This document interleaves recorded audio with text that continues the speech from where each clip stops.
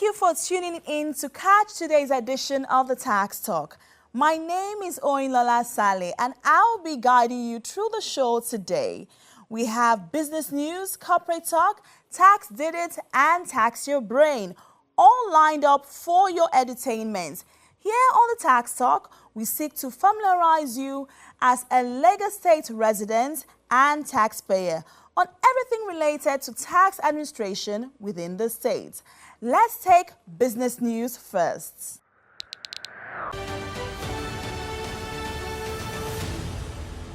This is business news. The governor of Lagos State, Babajide Olusola Sanwo-Olu, has reaffirmed his administration's commitment to strengthening food security systems for the direct benefit of taxpayers in the state. Speaking at the 11th Agro-Food Nigeria Exhibition and Conference in Victoria Island, the governor said ongoing investment in agriculture and food logistics are designed to reduce waste, lower food prices, and improve access to quality food for residents. Represented by the Commissioner for Agriculture and Food Systems, Abishola Olusonya, Sanwo-Olu noted that Nigeria loses trillions of naira annually due to poor storage and transportation, a challenge that Lagos is actively addressing through structured reforms. He highlighted the rapid growth of Lagos's food economy and emphasized that strategic projects such as the Lagos Central Food Security and Logistics Hub in Ekpe, alongside agro-produce hubs and distribution networks, are aimed at ensuring efficiency across the food value chain. According to the governor, initiatives like the 500 billion naira offtake guarantee fund will not only support farmers but also stabilize supply, helping taxpayers benefit from more predictable and affordable food prices. Our goal is clear: to ensure that what leaves the farm reaches Lagos consumers efficiently, reducing waste and delivering value to every taxpayer. Sanwo-Olu added that the investments in cold chain systems, processing, and agribusiness will create jobs, boost the economy, and improve living standards. He called on investors and global partners to support Lagos in building a resilient food system that ultimately works in the interest of its residents and taxpayers. And that's it on Business News.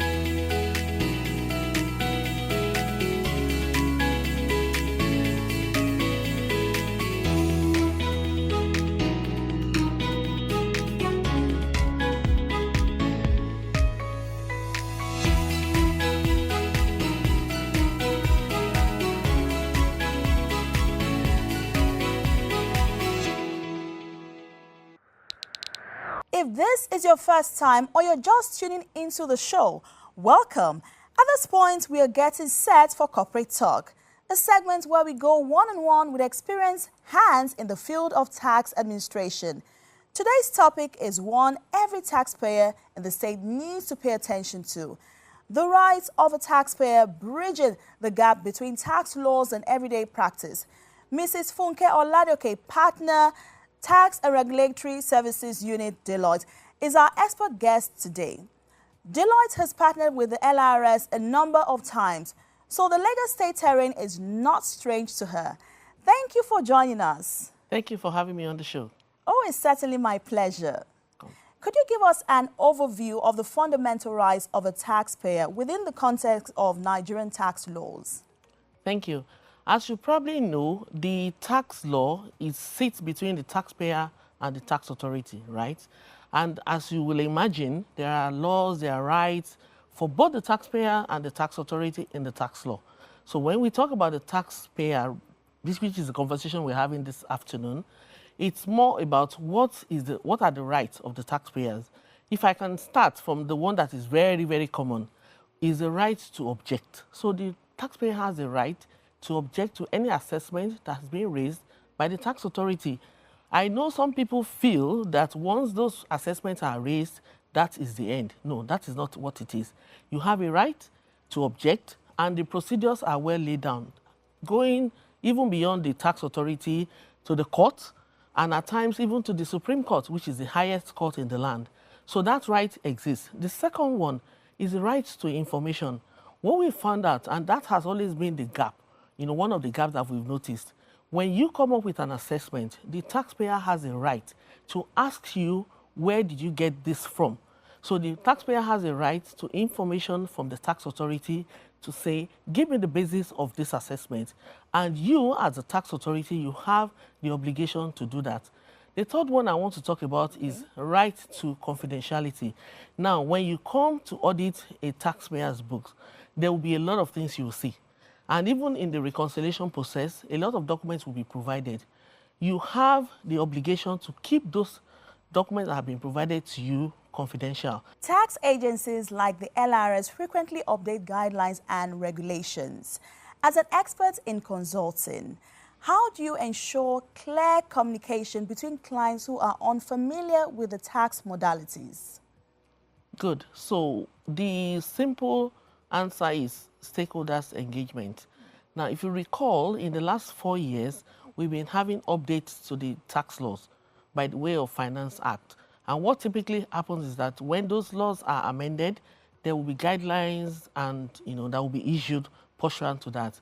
The interesting thing is that when those guidelines are issued, before they are issued or released, we always, like a firm of ours, for instance, and some other firms engage with the tax authorities. So we look at the draft to ensure that it is robust enough, to ensure that gray areas are clarified before they are released.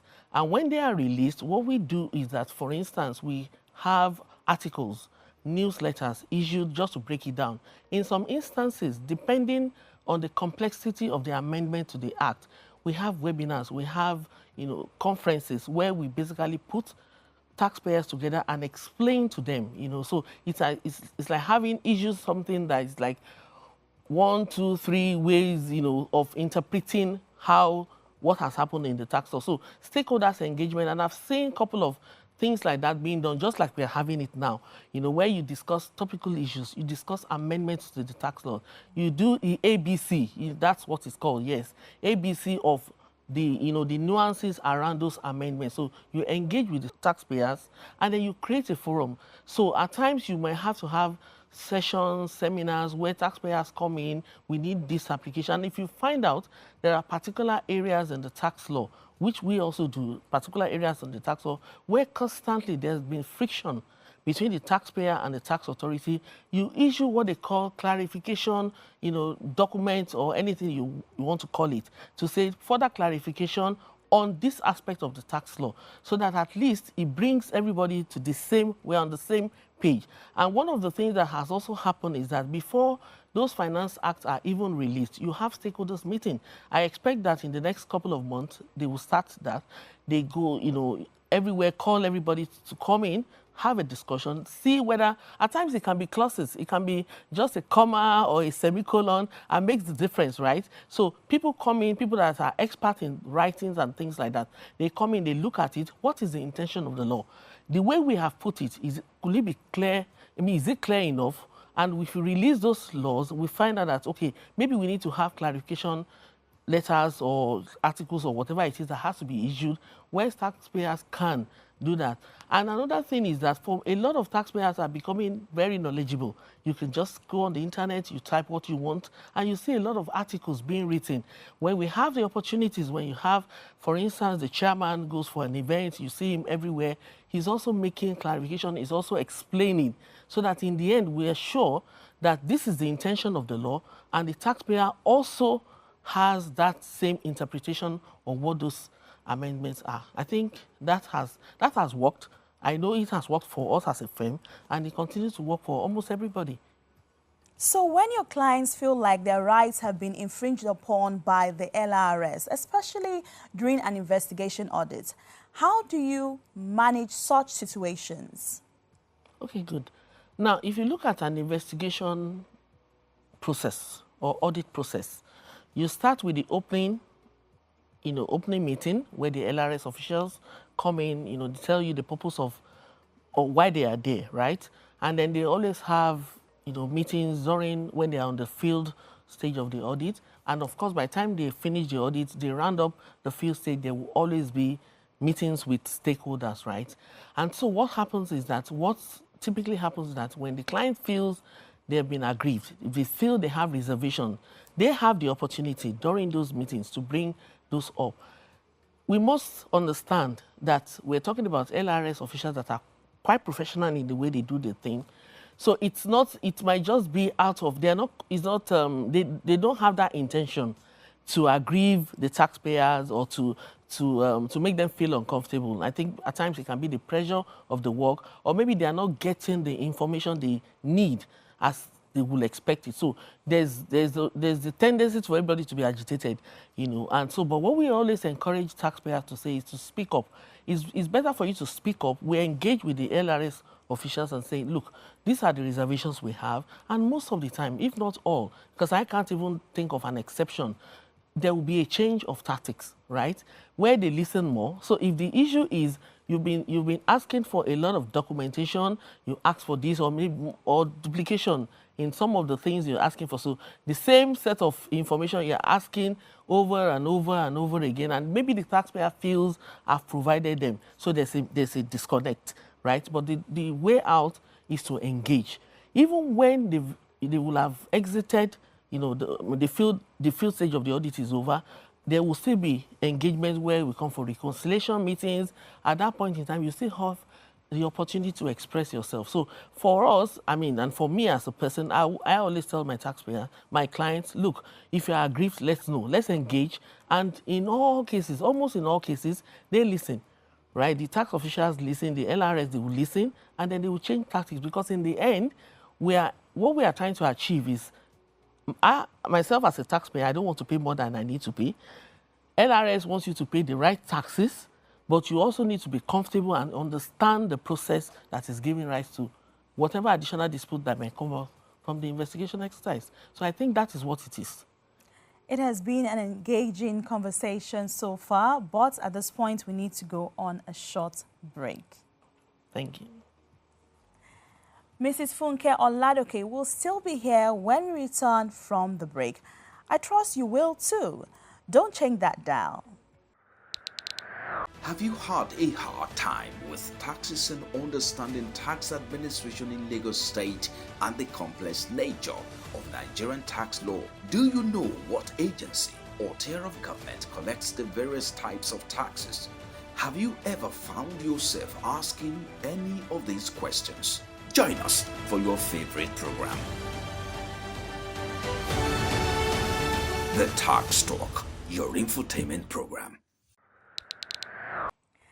Welcome back. We've been talking to Mrs. Funke Oladoke, a partner at Deloitte, on the rights of a taxpayer.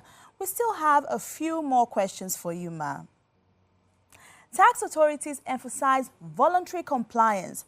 What is your strategy to encourage same among the diverse set of taxpayers in whom you consult for? Thank you. So when you look at the cost of non-compliance, it's actually huge and is increasing, right? So it pays you to comply. And that's what we tell our clients, right? You need to comply, you need to file returns where you're supposed to file returns. At times, we set alarms or deadlines or, triggers so that, when they look at it, they know when they're supposed to file returns. Because the truth is that some companies are also very, they are very mindful of that. It doesn't matter what the volume is or the value. What they are after is the fact that they don't want to be seen to be paying penalties and interest. So our own stand is do the right thing, right? So when you do the right thing, you avoid penalties, you avoid interest, you avoid potentially being blacklisted, because you also don't want to find yourself on the other side of the law. And that's why for taxes that are due to the Lagos State Inland Revenue Service, at times if you feel that the deadline is approaching, fast approaching, and you are not able to meet that, engage with them. Let them know the reason why you are not able to file at the stipulated time. I'm curious about the tax audit process. What rights do taxpayers possess during a tax audit process? Good. So the first thing is they have a right to be notified if you're going to have an audit, an audit done. And when you write them, they can come back to you if they feel that it's not so convenient. So the LRS has the obligation to look at the merit of the reasons why they're saying you can't start on a particular date, right? And what we're saying is that usually, most of the time, those requests are granted. So when they are granted, they have a right, so they come for an audit, they have a right to ask, especially if it's an investigation, because investigation is a little bit different from an audit. It's usually triggered by certain events. So a taxpayer has a right to say, why are you here? Why are you having an investigation exercise? Why is it not an audit? You need to be able to explain to them so that they know that this is why you're here. A taxpayer has a right to question some of the things you're asking. So if you ask them, I need this particular schedule, taxpayer can say, what do you need it for? And it also helps them, because the truth is that the LRS officials know why they're asking. You probably don't know. You need to ask them so that if those specific things that they need to see, for instance, if you're asking them, give me a schedule of your transaction with this particular month, what do you need it for? They ask the LRS officials. They will tell them, oh, we want to be able to estimate what the withholding tax or what the should be, so that I know that as a taxpayer, oh, I've already gotten the information. I know why you are asking. Then I present it in a format that will be useful to you, right? And then when you come out, when you're done with the audit, the LRS officials will have meetings with you. Oh, we're done. This is what it is. These are outstanding information. Taxpayer also has the right to say, look, I provided this, because typically you keep a log of what you've provided. So you give it to them and say, look, I provided this. Oh, yes, we are aware that you provided, but we need it in another format. So those are the rights. And then when they go back to the office, they issue an assessment. You keep engaging. They have right to be called to a meeting, right to be explained to how you arrive at any liability, right to object, and is within a time frame. And the time frame is stipulated in the tax law. So when you give a taxpayer an assessment and you say, oh, pay within 2 days, there's no such thing. So the taxpayer has a right to push back. And then even if they are not satisfied, after several meetings, the taxpayer, by law, can seek redress somewhere. Tax appeal tribunal, they can take it to the court. And like I said earlier on, when you get to the court, you can get to the highest that you in terms of court hierarchy in Nigeria. So those are their rights. And when you respect those rights, they will know that they are not just being boxed to a corner. It's for us to be able to get the right amount or have a right way of resolving the matter. So those are the rights that they have. They have a right to ask questions if they are not sure, and the LRIs have a right to respond. Not ignore them, not say, oh, why are you asking and asking? And they keep asking until the matter is resolved. So those are the rights, that they have under the tax law. On a final note, I would just like to know, do taxpayers overpay their taxes, and how do you get a refund for them? The answer is yes, they overpay, and it could be, and most of the time is because of maybe there are errors in your computation. So for instance, you're supposed to withhold tax, or you're supposed to pay tax at 10%, 5%, and you've done it at 10%. That obviously you've over-remitted tax. Or you think that in your payee computation, there were some errors or some relief that you should have granted to your employees, but you didn't do. So you find out, so afterwards you find out that you've overpaid tax. Yes, the tax law has provision for you to seek for a refund, whether when you think you have a valid case. Now, the tax law also gives you that option of offsetting. So rather than seeking for a cash refund, you just seek for a refund as a credit against your future tax liability. So in the instance of a cash refund, Obviously, you will expect that there will be an audit. The audit will be done. And once the LRS established the fact that indeed there was an overpayment of tax, they can give you the cash back. So refund is possible, is doable, is in the law, is permissible, and people do it. They seek for refund when they think they've overpaid tax. Thank you so much for coming on the Tax Talk today. You've expanded my wealth of knowledge regarding this topic. We appreciate your presence. Thank you so much. Thank you. Oh, you're welcome. Please stay with us on the Tax Talk as there is still more to come after this break.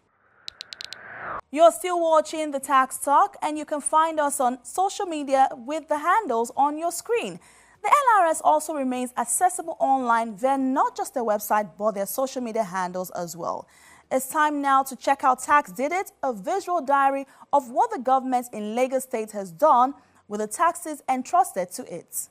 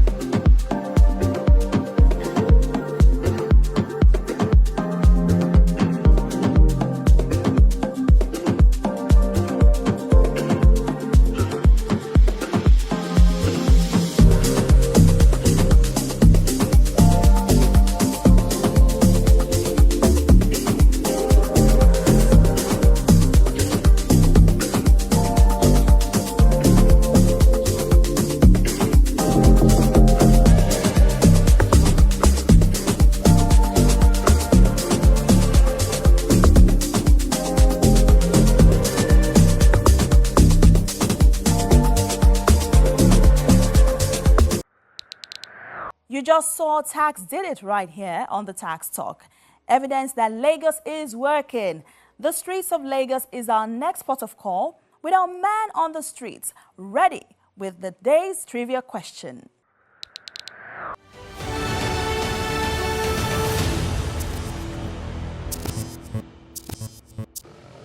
The federal, I know about the federal, but Lagos, I think is a state internal generated revenue. Yeah, something like that. Lagos State Internal Revenue Service. Yeah, Lagos State Inland Revenue Service. IFRS. LIRS, I'm supposed to. As much as we love bringing the show to you, the time you spend with us on a weekly basis is what makes it all worthwhile.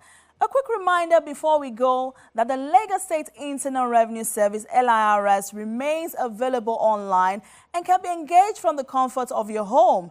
You can also follow the Tax Talk across all social media platforms. My name is Oyinlola Saleh. Till we meet again, please stay safe.